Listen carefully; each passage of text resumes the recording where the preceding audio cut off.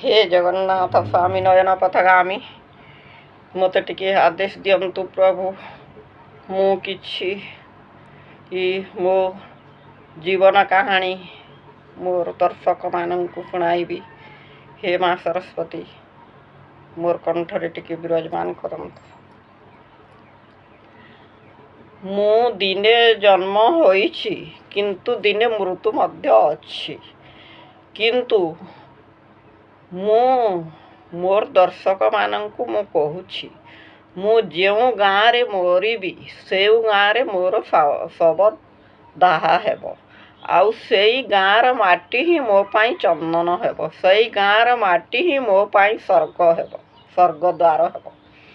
किंतु मो भगवान यही रक्त रे मते देइछंती तीनिटी गुटिए पुओ आउ दुईटा झियो आउ 6टा नाती नातुणी देइछंती।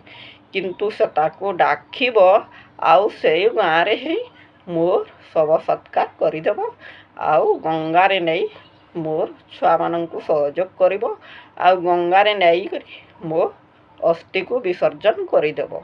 एटा ही मोर अनुरोध।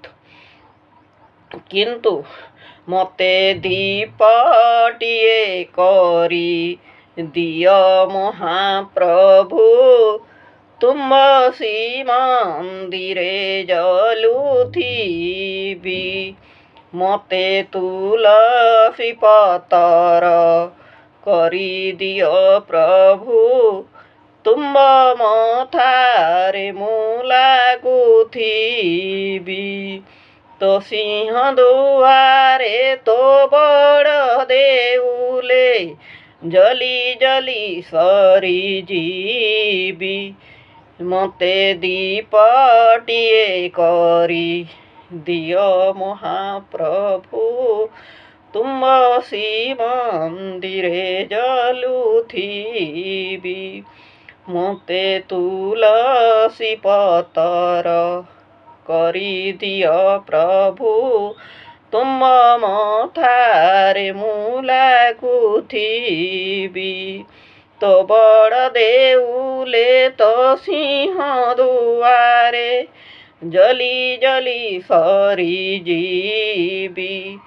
मते दीपटिए करी दियो महाप्रभु तुमसी मंदिरे जलुथिबी। हे दर्शक माने मु तो मोर भविष्यत किछि जानी नहीं कि केबे मोरी भी मध्य जानी नहीं। किंतु से कर्तव्य होउछि भगवान जगन्नाथंकर ए सृष्टिकर्तांकर। से आनी छंती मते मर्तकु किंतु नेवार कर्तव्य तांकर। तांको हातरे मोर मृत्यु। मु जेते मो जीवन को लोभ करिले मध्य मोर जीवार समय आसिले भगवान मते संसार विदाय नेले देले मु कोन आउ बंचिबी। मु आउ बंचिबी नाही। ओम शांति शांति शांति।